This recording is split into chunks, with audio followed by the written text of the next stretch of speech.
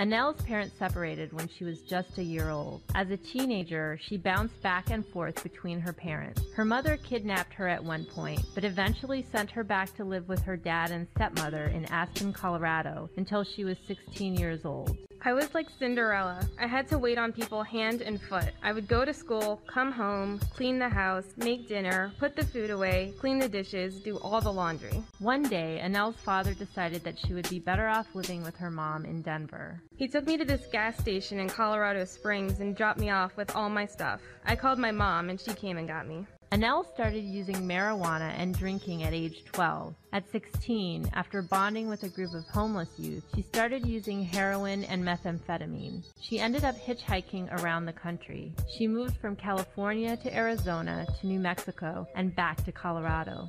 I might go to California for a few months, but I always came back to Denver. When you're strung out, you don't really go anywhere. I would be down in the mall area where you could hustle money and buy drugs, and that's where outreach really got to know me. They told me about the STAR program for like a year before I was finally like, okay, I'm ready. I had no one left. This is not the life I wanted to live. I deserved more for myself. Annelle entered the STAR Transitional Living Program, and within the first 24 hours, staff members contacted her parents and began to help them communicate with each other. I was able to talk to people there like I was a normal person. They let me know that someone out there really did care about me unconditionally. They were not there to judge me. She started undergoing group therapy, substance abuse treatment, and counseling. She lived in the program's 17-unit apartment building for a year and a half.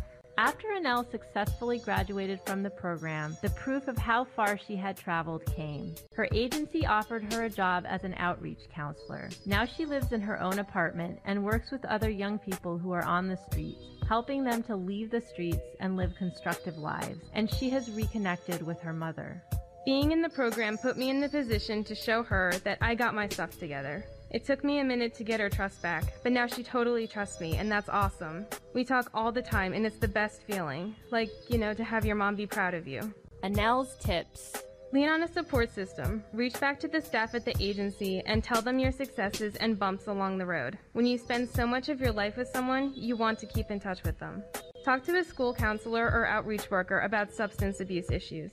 Nothing is going to happen overnight. It may take years and many good and bad days for you to feel completely confident about living independently.